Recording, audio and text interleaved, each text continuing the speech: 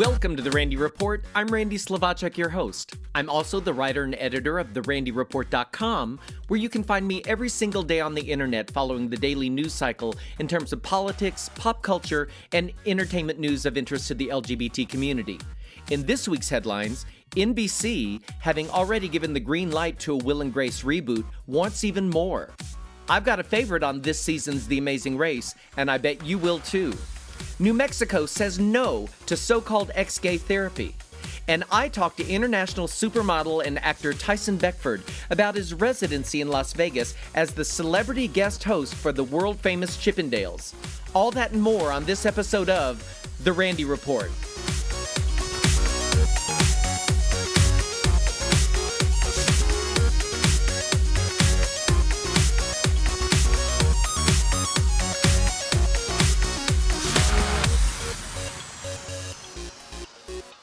First up this week, I caught up with my pal Tyson Beckford. Yes, I mean that Tyson Beckford, international supermodel and actor, just hours before he hit the stage as the headliner for Chippendales at the Rio Hotel and Casino in Las Vegas, Nevada.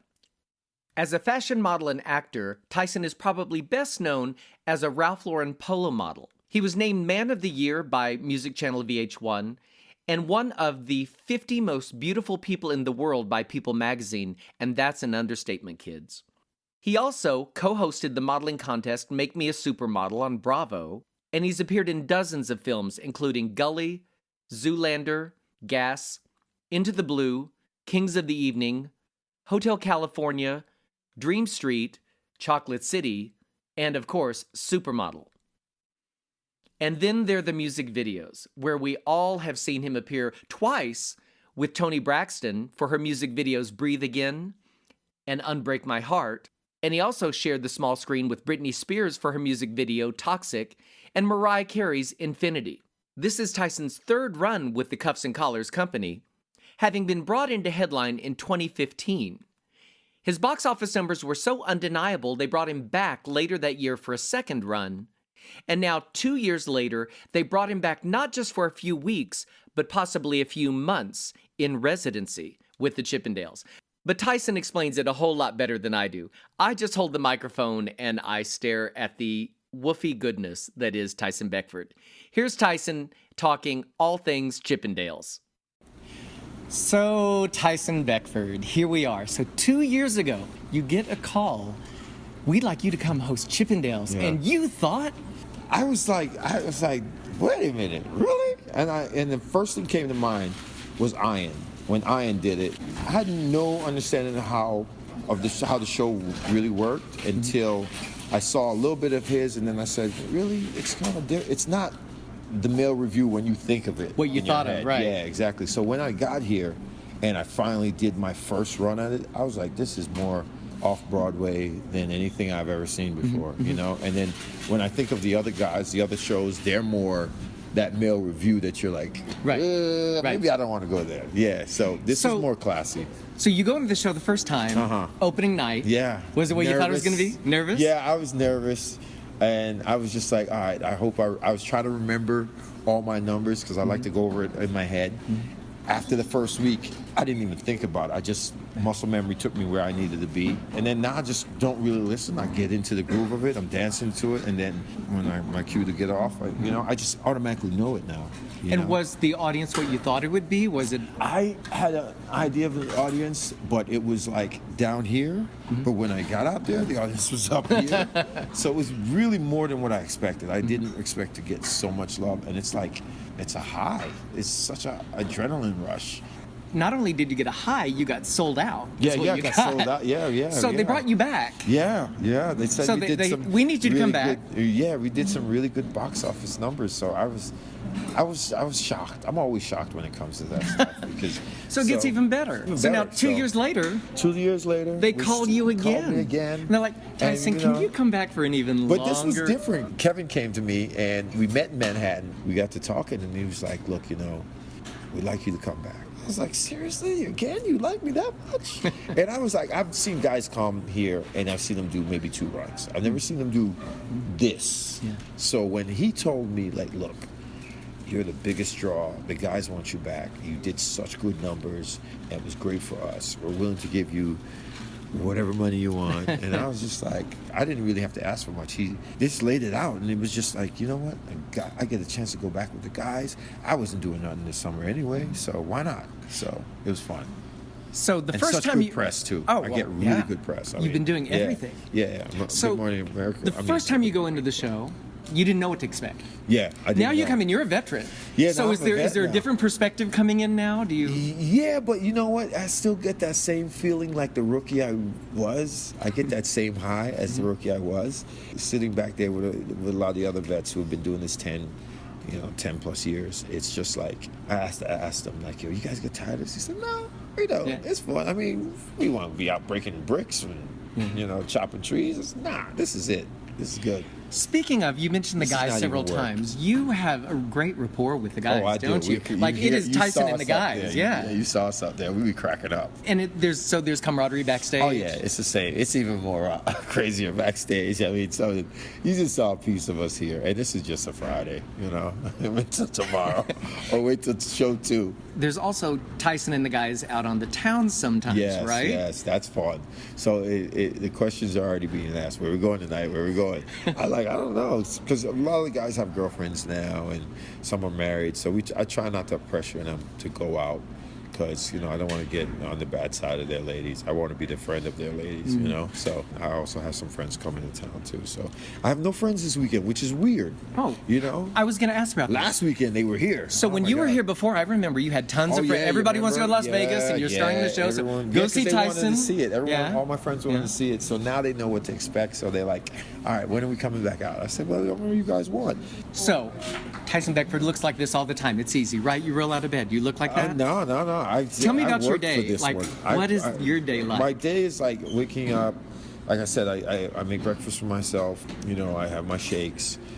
Basically, wash my face, moisturize, brush my teeth, and then just get to the gym and put in some good time in there. An hour, or 45 to an hour, or 45 to, I'll say, to 2 hours, depending on if it's my day off or my day on. I found last week I overdid it on my day on. I did legs so bad that I was so weak when I was doing the show. So I said, all right, not so crazy on legs. Let's just ease up and we'll just do it right. So. And does it depend on the project you're doing? If you're doing a movie, if you're doing Chippendales, it does. Do you have a different goal in mind, like I have a different mass goal. or leaning down? Yeah, most of the jobs is leaning down, and sometimes some movies I get to go up, and I like to go up because it's a challenge for me, because I'm mostly model ready, meaning runway ready, right? And that's usually like 185 to 190. This, my first time here, I was 190, and then the second time I was about 195. I came this time 210. So you look it now. I dropped 8 pounds now, but I got to put it back on. I only dropped the 8 pounds because of the going through the press and not having a chance to eat as much as I like to. It's good. I'm putting a lot on my legs, my chest, my arms, so it's good. Last question. Yeah. So we hear about the wild things that happen at Chippendales. Do the ladies ever really get crazy? Do they ever throw crazy. underwear? Do they really do this? They do that. We get underwear. At least I do. I get underwear. I get phone numbers. I get propositioned at the flirt lounge. Well, I get stolen. They want to take me home. Sometimes it's not just one. Sometimes it's 2. So Awesome. Yeah. Awesome. So it's like, hey, and you got to pace yourself, because remember it's only Thursday. It's only Thursday. You still got Friday, Saturday, Sunday to go. So I try to pace myself. Yeah. Awesome. Thank you for chatting. Thank you. Have a great opening night. It's always good talking to you. You're best. Thank you. Thank you. True words of wisdom when you're Tyson Beckford. I try and pace myself. It's only Thursday.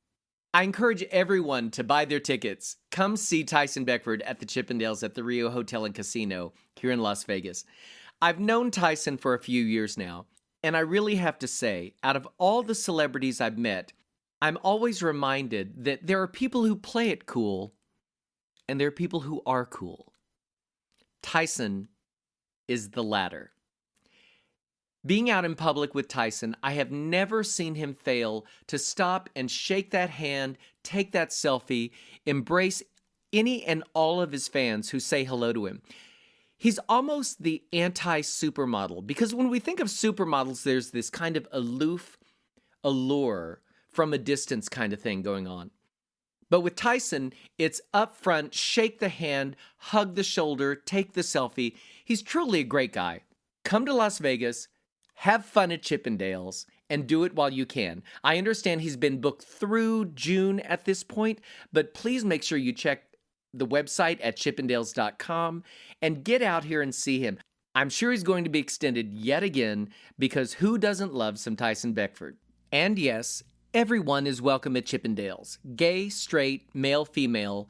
Bring your friends, bring your boyfriend, bring your husband, bring your wife, bring them all. Everyone is welcome at Chippendales. Also in entertainment news, it looks like Will and Grace fans will be getting more episodes than they had originally been promised earlier this year. The revival of the smash hit sitcom, which aired from 1998 to 2006, was originally picked up in January for a 10-episode limited installment run. Headline is now reporting that the series is getting its order expanded and will return next season with 12 new episodes. The Will and Grace revival quickly has emerged as one of NBC's top assets for next season and is featured front and center in the NBC Universal's upfront spots unveiled this week. The new 9th season of Will and Grace, reuniting original stars Eric McCormick, Deborah Messing, Megan Mullally, and Sean Hayes, stems from the surprise election-themed reunion mini-episode that was released on September 26th. Done without NBC's involvement, it immediately triggered talk of a series revival, and we are all the more happy for it. Looking forward to it.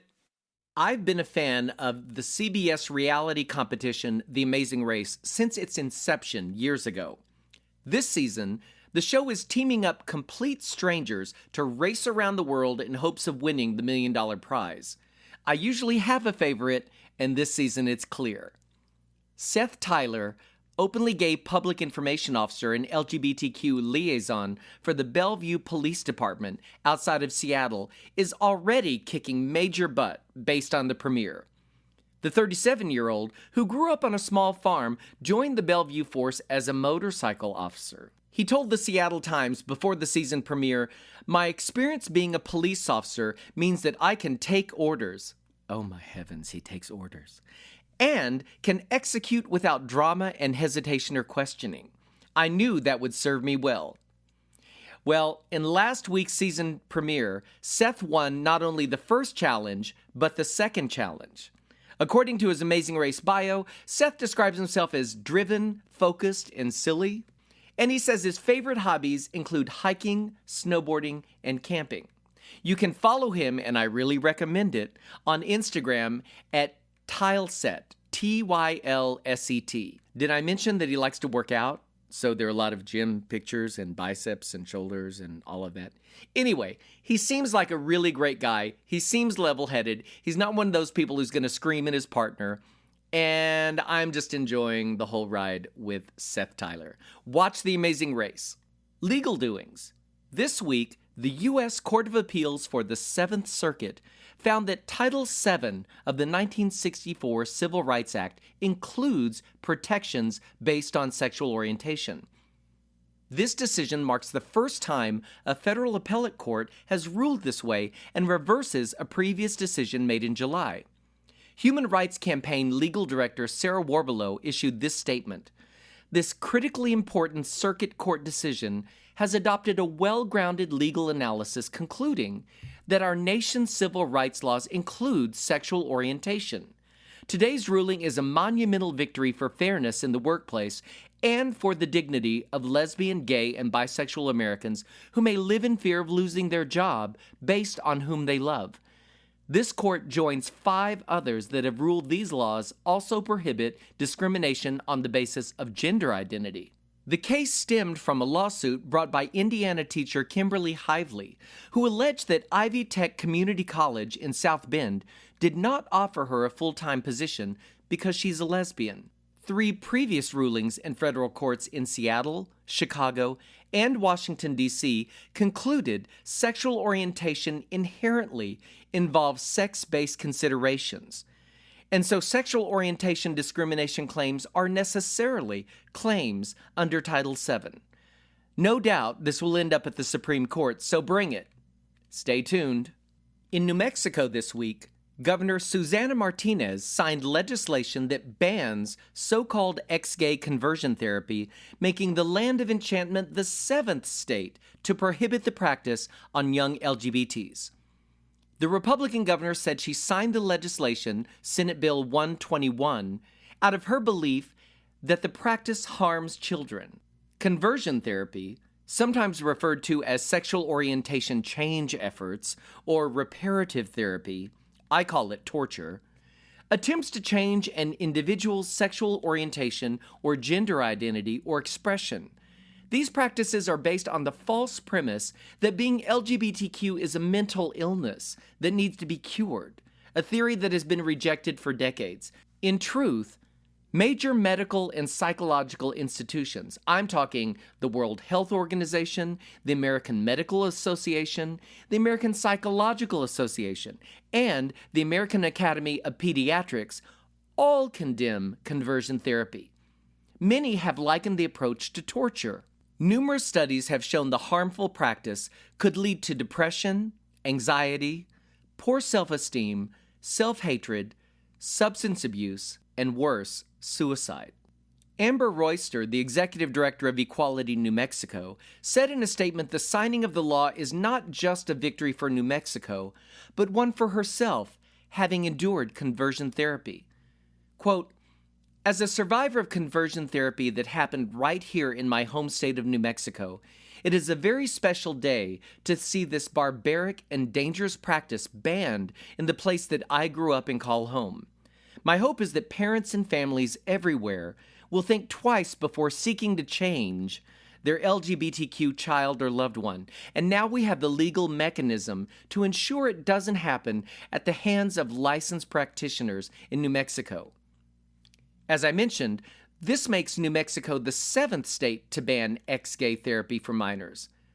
New Mexico joins Illinois, Oregon, New Jersey, Vermont, California, and New York, plus the 4 cities of Seattle, Miami Beach, Cincinnati, and Washington, D.C. Good move, New Mexico. More, please.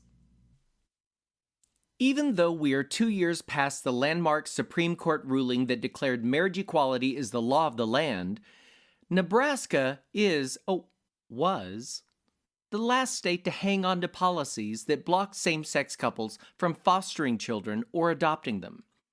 In 1995, the director of the Nebraska Department of Social Services issued a policy memorandum dictating that, quote, "people who identify themselves as homosexuals or even unrelated unmarried adults residing together, read that gay people because we couldn't marry back then, were banned from both fostering children or adopting them." Well, on Friday, the Nebraska Supreme Court upheld a lower court ruling that struck down the ban. In his ruling, Judge John Wright wrote, "Memo 195 was a published statement on DHHS's official website that heterosexuals only need apply to be foster parents. It is legally indistinguishable from a sign reading whites only on the hiring office door. Memo 195 clearly excluded same-sex couples and individuals who identified as homosexuals either from being licensed or from having state wards placed in their homes." Good for Judge Wright. In addition, he ruled that the state had to pay the plaintiffs their $174,000 legal bill. President Obama's Army Secretary, Eric Fanning, was the first openly gay man to serve in that position. President Trump, being everything anti-Obama, now logically picks for his Army Secretary Tennessee State Senator Mark Green, a man who is currently sponsoring anti-LGBT legislation in his state. The Secretary of the Army, which is the top civilian leader for the U.S. Army, has oversight of the 140-plus Army Reserve installations worldwide and an approximately $150 billion budget. According to the Huffington Post, Green is currently the sponsor of SB 127 in his state, a bill that would bar government entities from taking discriminatory action against a business entity on the basis of the internal policies of the business entity. What that means is it would bar the government from ruling against and taking action against a business that discriminated against gay people. Tennessee does not currently have non-discrimination protections on the basis of sexual orientation or gender identity, although some municipalities do have stronger rules protecting LGBTQ government employees.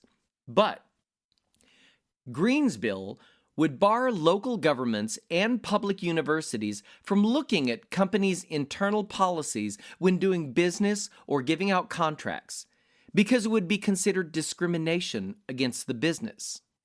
Who cares about the people, I guess?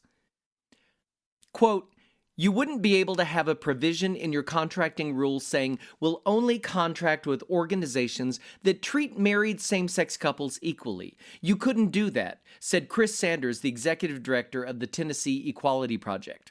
Mr. Green is President Trump's second pick for Army Secretary after Vincent Viola, a billionaire and owner of the Florida Panthers National Hockey League team, pulled out of consideration, saying he couldn't separate himself from his businesses enough so as not to pose a conflict of interest.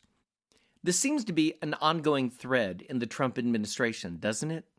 And finally, last month the Trump administration proposed slashing the annual budget of the National Institutes for Health by $1.3 billion. $300 million of that was earmarked for PEPFAR, the President's Emergency Plan for AIDS Relief, former President George W. Bush's universally praised program to battle HIV/AIDS in Africa. This week, Bush wrote an eloquent op-ed for the Washington Post urging Team Trump to spare PEPFAR from the chopping block. At the end of his op-ed, he wrote, as the executive and legislative branches review the federal budget, they will have vigorous debates about how best to spend taxpayers' money, and they should. Some will argue we have enough problems at home and shouldn't spend money overseas. I argue that we shouldn't spend money on programs that don't work, whether at home or abroad, but they should fully fund programs that have proven to be efficient, effective, and results-oriented. Saving nearly 12 million lives is proof that PEPFAR works, and I urge our government to fully fund it. We're on the verge of an AIDS-free generation, but the people of Africa still need our help. The American people deserve credit for this tremendous success and should keep going until the job is done. It's not often I agree with President Bush, but I'm with him here, and I appreciate his voice. I hope in the weeks to come, sane minds prevail in the White House and PEPFAR continues to be fully funded so as to continue the fight against HIV/AIDS. And that brings me to the end of this episode of The Randy Report.